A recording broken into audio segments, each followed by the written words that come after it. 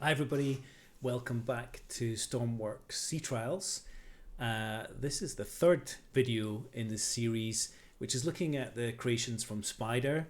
A really talented creator who's created this beautiful series of rescue vessels in Stormworks. In this video, we're going to be doing a sea trial of the Jaguar Mark III. We've done the Luna, which is one of the newer vessels, but the smallest one, replaces the Bobcat effectively.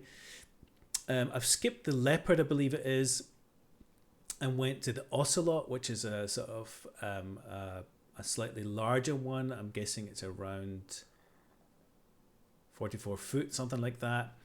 In fact, it will say here, so doesn't say. So Ocelot Mark II is what we tested, and we're now going to look at the Jaguar Mark III, which, thank God, here says the size. So it's a 25-meter vessel.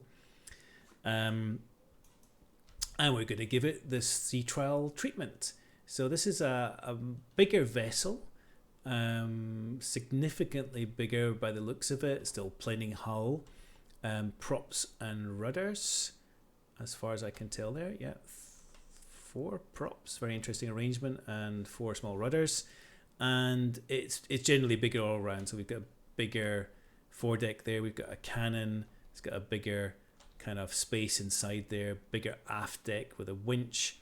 So beautiful, and it's even got a fly bridge, I've just noticed. So it's a really nice kind of progression up the scale of boats that Spider makes there. So this one's, as you can see inside here, it's got a little bit more interior space. It's got a kind of cargo area at the back, engine room. I can't quite see here. I guess some utility space here, a crew mess, and even crew cabins or crew quarters, as you'd see in there. So this is a much more significant vessel. Let's give it a sea trial. So I'll try to keep this consistent. I bring the vessels in basically in good weather during the day, and I'll give you a little tour of them in the dock here where it's nice and calm. So I'm going to do my heroic jump. And I'll take you the external tour to begin with, as usual. So we've got a big working deck here, the usual ramp at the back there. So we've got actually 2 winches here at either side by the looks of it. We've got the stern railing here. This is actually the kind of recovery ramp, as far as I know. It's a mechanism to help you recover people from the water. We've got a centralized winch there, so this vessel more appropriate for towing larger vessels, so it's got a bit more displacement. And then significantly different from the other vessels, we've got the first vessel with a storage space in here. So this is, I think, for missions in Stormworks where you will pick up crates or small things from the water with your winch. And as far as I can remember, I've done some of these things, you drag them onto the deck, and I guess you can drag them into these kind of storage areas here. Not too sure how you get them out. Again, it's maybe a matter of winching, but really nice little storage space there with a watertight door into the engine room and even a window.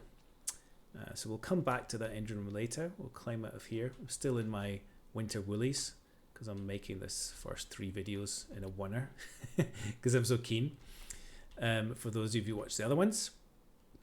So watertight seal you'd expect on these, centralized winch. Unusually the fly deck, so we'll come back to that. So nice low side again. This is to help you get on, to help you rescue people at the back and at the sides here. More serious railings here. The other smaller vessels don't have railings. Up the side here, even more space. Good windows in there. Beautiful pilot house door, which we love. There are vessels like the Targa and the Nimbus vessel, pleasure boats made in Scandinavia, which have that, which I personally love.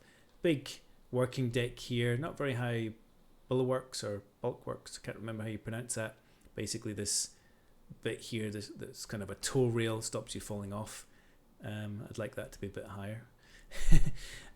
Your sort of fuel system, as far as I remember, so that's where you would refuel We've got here a proper kind of mounting for this water cannon here, which is your firefighting cannon, of course. Some nice detailing here for this kind of part of the deck house cowling, I guess. And then we're going to go upstairs in this case, because that's still outside tour. Where we've got this nice shaded sun deck here. No, it's a pilot, a fly bridge, which would be quite a practical thing when you're doing rescue operations, because you can see all around the vessel quite easily. You're not enclosed inside, so that's something that I'd personally use if I was skipper on board this thing. You've got a key here to turn all of these systems on instead of the downstairs ones. So not much more to it on the fly bridge. Again, we've got the system with the aft door here. Again, I'm not too sure why all of these vessels have this big aft door. Actually, it's a bit of a liability for seagoing in terms of letting water in. But again, if you wanted to kind of get out there to cargo, if you wanted to work on stuff on your aft deck and you're in a nice safe harbour like this would be a pretty practical thing here, to have a rain cover and to be able to go in and out of the vessel. So we'll close it this time. I'd leave it open, you know, if I was hanging around the port. Direct access to the engine room. I didn't mean to start here, but why not? So close this hatch and we start to have, you know, pucka engine room feeling here that you've got on anything sort of over 50-60 feet. Two big engines here, or it might be four actually. So in Stormworks, in the older versions you use this engine, which was actually, it's called an aeroplane engine, I believe, or medium engine. Oh, it says large here. And you had to use several of them to get the vessels to go at the speed that you wanted. You probably would actually have 4 high-speed diesel engines in a vessel of this size. There's that hatch through to the cargo area. I need to duck down to close it. You don't have full walk-around capability of the engines here, but you can see some of the piping there. Big battery. And we start to have this, which I see in the bigger vessels as well, which is your kind of engine management console. So the main breaker's on by default, and this does give you a display of the battery levels here. Generators are off, as you can see. And on the other side, again, this nice scripting here that will show you actually the engine RPMs, your speed through the water, I guess, your fuel and engine temperatures here. So a real good engine room feeling when you see this. Cabin water level, because these compartments can flood, and this is measuring that there. Fluid meter, it displays there, and this is actually a something that a light which lights up when the pump is on. So we've got 2 ways to get back up. Let's just go forward. I'll give you the tour inside before I take her out for sea trials. In this case, this is a proper, you know, crew mess and medical area here. So it's a significantly larger vessel where we've actually got space for this, and you can sit down on these seats in multiplayer with your friends. And we've got crew cabins here, 2 beds. The beds actually heal you. You've got warm clothing, everything you need for a little crew cabin there. Let's find the door. And I'm assuming this is just identical here. So another cabin. So to get back upstairs, I'm going to use the alternative way to get to the engine room. So it's actually a hatch in the floor of this main saloon, which I've never seen before on a real vessel. But, you know, the creator here has just been really innovative in terms of fitting all this stuff in, giving you access to that. I think we fell through this one, so I'm not too sure why you would have 2 access rooms to the engine, but it looks cool having that window, lets a bit of natural light in, I guess. More medical beds here, a bunch of seats for people that you're rescuing, so you've got significantly more capacity here. 1, 2, 3, 4, 5, 6, 7, 8. Was it 19, 11, 12, 14 seats at least in here, and 3 medical beds. Great equipment closet here with all your diving and flares and handheld equipment. So you can get ready to go and do a mission. And then up the front here, we've got a proper wheelhouse area. So these are these lovely direct access out to the deck doors. We're going to keep them closed because you can sink vessels in Stormworks. Again, you know, much more single player orientated vessel here. So it's a huge kind of raised up captain seats control room, which I love. And typically these ones that have got a single seat on the bridge, I play them with my friends in multiplayer where we take, you know, one each of these vessels. They're small enough and they're very optimized that you can run them in multiplayer. So it's you know, Spider's creations are really good for running a couple of vessels like this, no problem in multiplayer. So same system as before as the other Spider vessels. We turn on the systems with this engine and fuel. You can see here some of the displays come on and giving us readings here. So the main battery's actually lost one blip because we've been downstairs with the lights on, I guess, that kind of stuff. The clutch is in, and let's see what screens we can bring on here. So that's not on the smaller vessels, these exterior cameras. These are really good. You can see what's in front of you. This is on the top of the vessel looking forward, and this is behind you. It's pretty useful when you're doing some kind of complex maneuvering. Actually, you don't need to go to external view to park vessels like this. You can do it all from inside.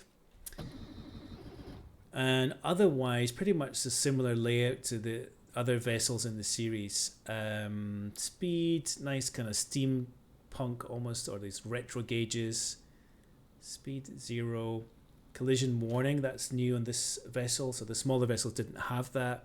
We've got a megaphone, and we've got thrusters. So the smaller vessels don't need thrusters because this is the first of the larger vessels. We've got thrusters, and there's this kind of funny system where you have to unlock them and then sort of activate them and use them with your keys. I don't use them much, but I've not really done slow speed maneuvers. Our autopilot here and our radio. I have manual controls for the gun turret, so we're not doing it on the arrow keys like some of the other vessels. Yeah, water turret. And like all the vessels here, we give them a little bit of throttle, declutch, and she's off. So this is 25 meters, significantly bigger vessel than the one we've tested so far. And she's a bit slower. So let's give her... Doesn't have... it's actually got the glass for the heads-up display. We don't have the heads-up display, we just got the infrared HUD.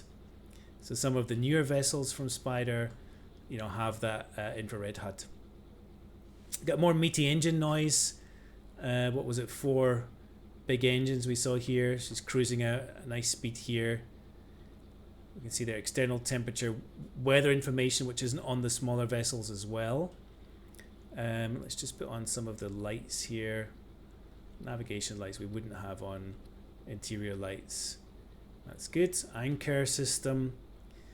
So, like all my other sea trials video, we're underway, leaving the creative base port. We're just going to do a full speed test. So, speed here. Where is my speed? Here we go, 61 knots. So she's real fast. As fast as the Ocelot. No, the Ocelot was doing 70 knots at full speed. However, because this is a bigger vessel, she'll have significantly better seakeeping. So let's try a turn test. Yeah, a little bit slower to turn as you'd expect. Bigger vessel, longer vessel, but still very good turning circle.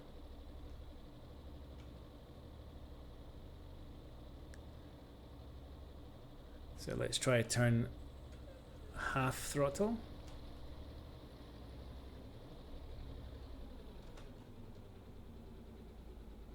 Yeah, much the same behavior. So all of these smaller Spider's vessels seem to have a sort of similar turn rate, high and low speed. And then we're going to go in here and try 50% wind. So following seas, 50% throttle. She hardly feels it at all. Following seas is not a great test for sea trials. It's usually, if you're going fast enough like this, it's usually quite comfortable. And let's see how she does into the waves. So the other smaller vessels in the series, they had kind of problems going into the waves. They'd kind of jumped off them. They'd go up in the air because of the physics of the game, come down and kind of shoot off because the propellers were running full speed.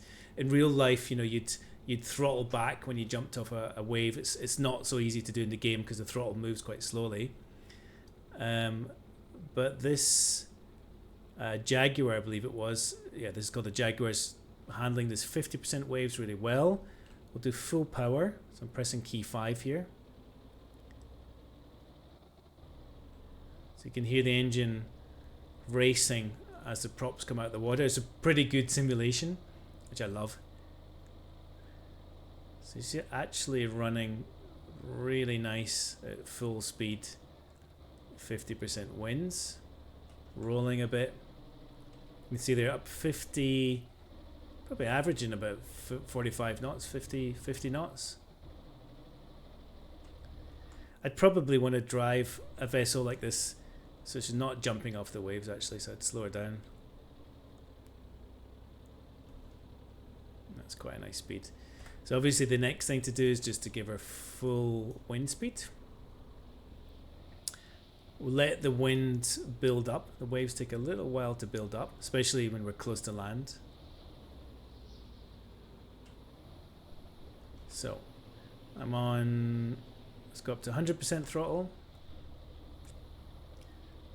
So far she's not jumping around like the smaller ones. A little bit of a kick there. As she kind of, yeah, it's a little bit of this kicking effect as she comes off the waves. Propellers hit the water and does a little wheelie.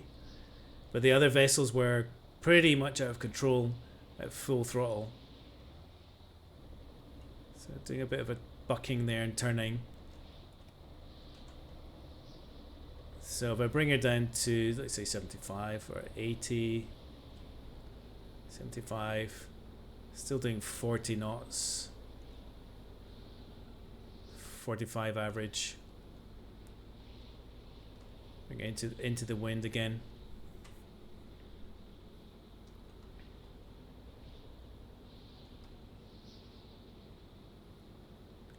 So pretty good. So as you'd expect, bigger vessel, better sea keeping ability. I'm able to maintain a higher speed in a higher wind. So I'd be able to get to whoever I'm trying to rescue probably quicker than the smaller vessels. The other thing, much more carrying capacity. So if I was going for a rescue of a larger vessel where there's a lot of people in the water, I could fit them on this vessel. And that's what this series of boats is all around. You use a small one for small, high-speed, fair weather work. You use the bigger ones in the worst water for the bigger rescue missions. And this is the Jaguar 23 or 25 meters, so kind of medium size, as you'll see in the rest of my videos. So very good seakeeping, very good boat for doing, you know, high wind rescues. You could get this downwind, following sea performance. I'm going to do it full speed, no problem. These kind of conditions. So 79 knots, actually doing way above her calm weather speed because we've got this wind and the waves pushing us along. So you could really make way to your destination here with that kind of wind. So good hull shape there. She's flying a bit there, but you know, nice kind of planing like you'd expect. So real good vessel. I think this, I don't know if it's my favorite one, but really good in terms of being able to do a couple of things in multiplayer. So you could have somebody bringing people on board, you could have somebody steering, you can go up on the fly bridge. I think pretty much still a single player vessel, but again got all of the systems that you'd want. So let's just turn on these search lights and rescue lights, put her at nighttime mode. And maybe just slow her down a bit. So a lot of lights here, like the Jaguar, I think the one we tested before, not the Jaguar, was it the Ocelot? So underwater lights, front and back. 4 big searchlights on the front, searchlights on the side. You know, as these boats get bigger, they just get more power, more lights, and basically more effective rescue machines. So look at that, surfing along, just about to drop off that wave. The physics in this game are a bit janky, of course, but at times like this, when you see how it's behaving, as a naval architect, as a sailor, this is not bad, considering it's a building game as well. It's not just a ship simulator. You can build trains, planes, power stations in this game. But the water physics, the hull physics is just good enough to be really satisfying. If you look at that, how she's moving through the water, just to give you a little bit more enjoyment here. Turn off these searchlights and actually the rescue lights. You'll see real nice kind of, and actually the deck lights, kind of real nice effect of what it would look like at nighttime sailing around in this waters. And I'll do you a favor and turn on some fog and rain and just make it a bit more immersive. So this is what Stormworks is all about. You got your waypoint. You'd be on station here. Probably have these bridge lights off actually. You'd have your binoculars out, searching the waves in front of you, looking out for things in the water. This feels very immersive, very realistic. And of course, because everything's simulated in Stormworks, all of these systems, you know, your engine can go on fire, you can hit a rock and make a hole in your hull. Anything can happen in Stormworks, and this is why it's just an amazing game engine. So that was the Jaguar Mark III or Mark II, sorry, I can't remember, from Spider. It's the third in the series I've tested. There's been the smaller Luna and the Ocelot, and this Jaguar 23 is kind of starting to get up into ship territory at 25 meters, but it's still a high speed planing craft. I'm just going to take her up to full speed just now so you can see again. She's a high speed fast response rescue vessel. She's got cargo space, she can tow, she's got a water cannon, and she's got plenty of capacity to rescue quite a lot of people from a relatively large size vessel. And I love that you can even see in the windows there as she's going along. So that was the Jaguar Sea Trials. Thanks for watching. Look forward to your comments, and yeah, I'll see you in my next video. That's all for now.